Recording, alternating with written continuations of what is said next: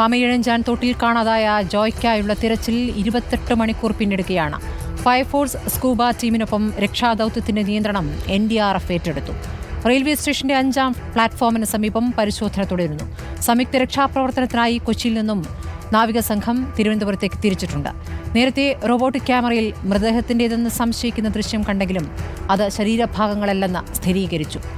ആമയിഴഞ്ചാൻ തോടിലെ അപകടത്തിൽ മനുഷ്യാവകാശ കമ്മീഷൻ സ്വമേധയാ കേസെടുത്തിരിക്കുകയാണ്. വിവരങ്ങളുമായി ഞങ്ങളുടെ പ്രതിനിധികൾ റിനു ശ്രീധർ, അശ്വിൻ ഡിയാഗോ എന്നിവരാണ്. റിനു, ഇപ്പോൾ തിരച്ചിൽ 2ാം ദിവസത്തിന്റെ അവസാന മണിക്കൂറുകളിലേക്ക് കടക്കുകയാണ്. ഓരോ ശ്രമങ്ങളും വിഫലമാകുന്നതാണ് ഇപ്പോൾ കണ്ടുകൊണ്ടിരിക്കുന്നത്. ഇപ്പോൾ നാവികസേനയും ഒടുവിലെത്തുകയാണ്. നാവികസേനയുടെ ദൗത്യം എപ്പോൾ തുടങ്ങുമെന്ന് അറിയാനാകുന്നു. എന്താണ് ഇപ്പോൾ അവിടെ കാണാനാകുന്നത് റിനു?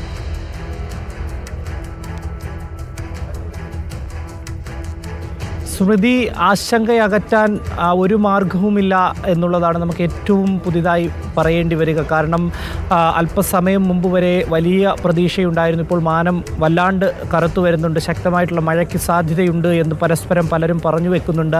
അപ്പോഴും ഇപ്പോൾ ഏകദേശം 30 മണിക്കൂർ പിന്നിടുകയാണ് ജോയിയെ കാണാതായിട്ട്. ജോയിയുടെ ശരീരത്തിനു വേണ്ടി, ജോയിക്ക് വേണ്ടി അശ്രാന്തമായിട്ടുള്ളൊരു പരിശ്രമം ജില്ലാ ഭരണകൂടത്തിൻ്റെ ഭാഗത്തു നിന്നും, ഫയർഫോഴ്സിൻ്റെ ഭാഗത്തു നിന്നും, പോലീസിൻ്റെ ഭാഗത്തു നിന്നും, റെയിൽവേയുടെ ഭാഗത്തു നിന്നും ഒക്കെ തന്നെ ഉണ്ടാകുന്നുണ്ട്. പക്ഷേ ഇന്നലെ മുതൽ ഒരു സ്കൂബ സംഘം, അവരും മനുഷ്യരാണ്, ഏകദേശം 12 പേരടങ്ങുന്ന സംഘം അശ്രാന്ത പരിശ്രമം നടത്തുന്നു. ഇന്ന് പുലർച്ചയോടുകൂടി NDRFിൻ്റെ സംഘമെത്തി.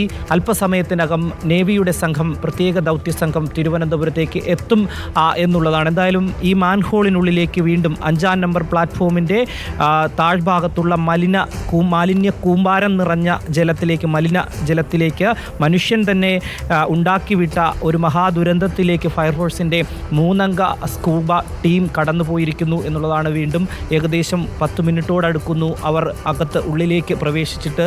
ഏറ്റവും അവസാനമായി മാൻഹോളിൻ്റെ പുറകുവശത്ത്, ഏകദേശം ഈ മാൻഹോളിൽ ആമയിഴഞ്ചാൻ തോട് പുറത്തേക്ക് എത്തുന്ന റെയിൽവേ കോമ്പൗണ്ടിൻ്റെ പുറകുവശത്ത് ഇവർ പരിശോധന നടത്തിയിരുന്നു. ഏകദേശം 30 മീറ്ററോളം ഉള്ളിലേക്ക് എത്തി പരിശോധന നടത്തിയെങ്കിലും ഒരു രീതിയിലും ജോയിയെ കണ്ടെത്താനായില്ല എന്നുള്ളതാണ്. വിഫലമായി ആ ശ്രമം. അതിനുശേഷമാണ് അവർ വീണ്ടും ഏറ്റവും അവസാനഘട്ട പരിശ്രമം എന്നുള്ള നിലയ്ക്ക് ഇപ്പോൾ 5ാം നമ്പർ പ്ലാറ്റ്ഫോമിൻ്റെ സമീപത്തെത്തി സ്ലാബിളക്കി അതിൻ്റെ ഉള്ളിലേക്ക് പ്രവേശിപ്പിച്ചിരിക്കുന്നത് നമുക്ക് ചിത്രത്തിൽ കാണാൻ കഴിയും. 3 പേരടങ്ങുന്ന സംഘമാണ് ഇതിനുള്ളിലേക്ക് കടന്നിരിക്കുന്നത്. അവരെ നിയന്ത്രിക്കുന്നതിന് വേണ്ടി 2 പേരും പുറത്ത് സജ്ജീകരിച്ച് നിൽപ്പുണ്ട്. ഉള്ളിലേക്ക് പോയവർക്ക് കൃത്യമായി തന്നെ ഇവരുമായി ഒരു കമ്മ്യൂണിക്കേഷൻ ഉണ്ട്.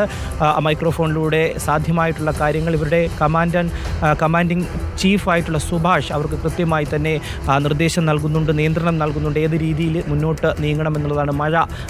മഴ എത്തിക്കഴിഞ്ഞു, മഴ എത്തി എന്നുള്ളതാണ് ഏറ്റവും പുതുതായി നമുക്ക് നൽകാൻ കഴിയുക. മഴ ശക്തമാകുകയാണെങ്കിൽ രക്ഷാദൗത്യത്തിനെ അത് പ്രതികൂലമായി ബാധിക്കും എന്നുള്ളതാണ് നമുക്ക് പറയാൻ കഴിയുക. എന്തായാലും മഴ പെയ്തു തുടങ്ങിയിരിക്കുന്നു. നേരത്തെ തന്നെ ചെറിയ രീതിയിലൊരു മഴ സാധ്യതയുണ്ടായി.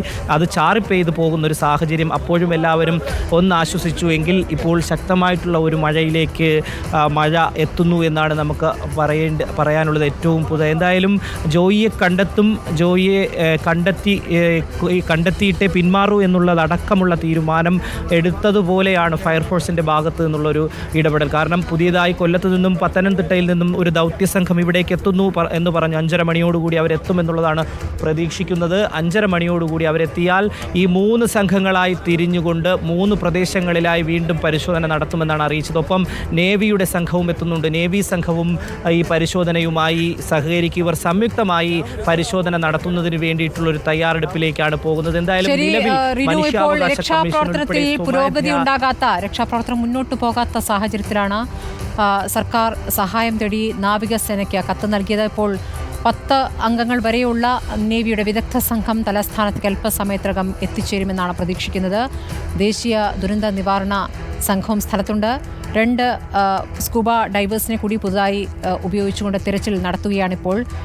ഒരേ സമയം മുന്നിൽ നിന്നും പിന്നിൽ നിന്നുള്ള തിരച്ചിൽ എന്നതാണ് ഇപ്പോൾ നടന്നുകൊണ്ടിരിക്കുന്നത്. ഡൈവിംഗ് ടീമിന് പോകാൻ കഴിയാത്ത തരത്തിൽ മാലിന്യം കുന്നുകൂടി കിടക്കുന്ന ഒരു സാഹചര്യം കൂടിയുണ്ട്.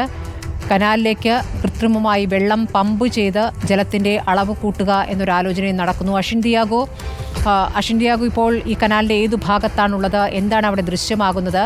അവിടെ രക്ഷാപ്രവർത്തനത്തിന് വിവിധ സംഘങ്ങളുണ്ട്. ഇവരിൽ ആരുടെയെങ്കിലും പ്രതികരണം നമുക്ക് ഈ ഘട്ടത്തിൽ എടുക്കാനാകുമെങ്കിൽ അങ്ങോട്ട്. സ്മൃതി, ഞാനിപ്പോഴുള്ളത് ഈ രക്ഷാപ്രവർത്തനത്തിന് വേണ്ടി ഇളക്കിയ സ്ലാബിന് സമീപമാണ്. ഇവിടെ 3 അംഗ സ്കൂബ ഡൈവിംഗ് സംഘം അകത്തേക്ക് ഇറങ്ങിയത് നമുക്ക് ദൃശ്യങ്ങളിൽ തന്നെ കാണാം. ഇവർ കഴിഞ്ഞ 5-10 മിനിറ്റായി ഇവിടെ പരിശോധന നടത്തിക്കൊണ്ടിരിക്കുകയാണ്. ഈ അകത്തേക്ക് ടോർച്ചുകൾ ഒക്കെ എത്തിച്ച് നൽകിയുള്ള പരിശോധന. പുറത്തുനിന്നും കൃത്യമായി ഇവർക്ക് എന്ത് ചെയ്യണം എന്നുള്ള നിർദ്ദേശവും നൽകുന്നുണ്ട്. അങ്ങനെ കൃത്യമായ രീതിയിൽ ഒരു പരിശോധനയാണ് ഇപ്പോൾ ഇവിടെ നടന്നുകൊണ്ടിരിക്കുന്നത്. പക്ഷേ ആശങ്കയേറ്റുന്നത് ഇപ്പോൾ ഇവിടെ മഴയ്ക്കുള്ള സാധ്യതയുണ്ട്. നേരത്തെ നേരിയ രീതിയിലൊരു മഴ പെയ്തിരുന്നു. ഇപ്പോൾ വീണ്ടും മഴ ചാറ്റുന്നുണ്ട്. മഴയുടെ ശക്തി കൂടുമോ എന്നുള്ളൊരു ഭയം ഇവിടെ ഉണ്ട്. അങ്ങനെയെങ്കിൽ അതും രക്ഷാപ്രവർത്തനത്തെ ബാധിക്കും എന്നൊരു ആശങ്കയും ഇവിടെ നിലനിൽക്കുന്നുണ്ട്. നിലവിൽ ഇപ്പോൾ ജില്ലാ കളക്ടർ അടക്കമുള്ളവർ ഇവിടെ എത്തിയിട്ടുണ്ട്. പരിശോധന നടത്തുന്ന സ്ഥലത്ത് ഈ ജില്ലാ കളക്ടർ അടക്കമുള്ളവർ ഇവിടെ എത്തി അവരുടെ ഒരു നിരീക്ഷണവും ഇവിടെ ശക്തമാക്കിയിട്ടുണ്ട്. എന്തായാലും ഈ വരും മണിക്കൂറുകളിൽ തന്നെ ഒരു ശുഭവാർത്തയായി നമുക്ക് ജോയുടെ കണ്ടെത്തൽ അറിയിക്കാൻ കഴിയും എന്നൊരു പ്രതീക്ഷയാണ് ഇവിടെയുള്ള എല്ലാവരിലും. പക്ഷേ ഇപ്പോഴും അദ്ദേഹത്തിലേക്ക് എത്താൻ കഴിയുന്നില്ല എന്നുള്ളതാണ് ഏറ്റവും പ്രധാനപ്പെട്ട കാര്യം. മാത്രമല്ല ഈ മാലിന്യത്തിൻ്റെ അളവ് അത് വലിയൊരു തോതിൽ അത് ഒരു പ്രശ്നമായി തന്നെ നിലനിൽക്കുന്നു. കാരണം സ്ലാബുകൾ ഇളക്കും തോറും വലിയ രീതിയിൽ വീണ്ടും മാലിന്യങ്ങൾ കുമിഞ്ഞുകൂടുന്ന ഒരു സാഹചര്യം, ഒരു തരത്തിലും മുന്നോട്ട് പോകാൻ കഴിയാത്ത ഒരു സാഹചര്യം. ആദ്യം തന്നെ മാലിന്യം അടിഞ്ഞു കുടിക്കിടക്കുന്ന ഇടത്തേക്ക് കൃത്രിമമായി വെള്ളം പമ്പ് ചെയ്തുകൊണ്ട് ഒരു വഴിയൊരുക്കുക എന്ന ആലോചന കൂടി നടന്നിരുന്നല്ലോ. അതിപ്പോൾ തുടങ്ങിയിട്ടുണ്ടോ അശ്വിൻ? നിലവിൽ ആ ഘട്ടത്തിലേക്ക് എത്തിയിട്ടില്ല. ഇവിടെ കൂടി പരിശോധന നടത്തിയതിനു ശേഷം ഈ കനാലിലേക്ക് പുറത്തേക്കുള്ള ഒരു ഭാഗമാണിത്. ഇവിടെ കൂടി അല്പസമയം പരിശോധന നടത്തിയതിനു ശേഷം ഇത്തരത്തിൽ ആർട്ടിഫിഷ്യലായി വാട്ടർ ഫ്ലോ വർദ്ധിപ്പിച്ച് ഇത് പമ്പ് ചെയ്ത് കളയാനുള്ള നീക്കത്തിലേക്ക് എത്തും എന്നാണ് നമുക്ക് മനസ്സിലാക്കാൻ കഴിയുന്നത്. അതൊരു അവസാന മാർഗമായി ആണ് ഇപ്പോൾ വെച്ചിട്ടുള്ളത്. എന്തായാലും ഈ ചവറ് നീക്കം, ഈ മാലിന്യമാണ് ഈ രക്ഷാദൗത്യത്തെ ഏറ്റവും കൂടുതൽ പിന്നോട്ടടിക്കുന്ന ഒരു കാര്യം. കാരണം ഈ സ്ലാബ് ഞാൻ നേരത്തെ സൂചിപ്പിച്ച പോലെ തന്നെ സ്ലാബുകൾക്കടിയിൽ കുന്നുകൂടി ഒരു കോൺക്രീറ്റ്, അതായത് ഒരു പാറക്കട്ട പോലെ ഉറച്ചു നിൽക്കുകയാണ് ഈ മാലിന്യങ്ങൾ. അതുകൊണ്ട് തന്നെ അത് വകുന്നു മാറ്റി അകത്തേക്ക് കയറുക എന്നുള്ളത് ദുഷ്കരമാണ്, പ്രയാസകരമാണ്, അസാധ്യമാണ്. ഈ കാര്യങ്ങളൊക്കെ മനസ്സിൽ വെച്ച് ആ ഒരു സാഹചര്യത്തിലാണ് ഇപ്പോൾ ഈ സംഘം, സ്കൂബ ഡൈവിംഗ് സംഘം, NDRFിൻ്റെയും അതുപോലെ തന്നെ ഫയർഫോഴ്സിൻ്റെയും സ്കൂബ ഡൈവിംഗ് സംഘം പരിശോധന നടത്തുന്നത്.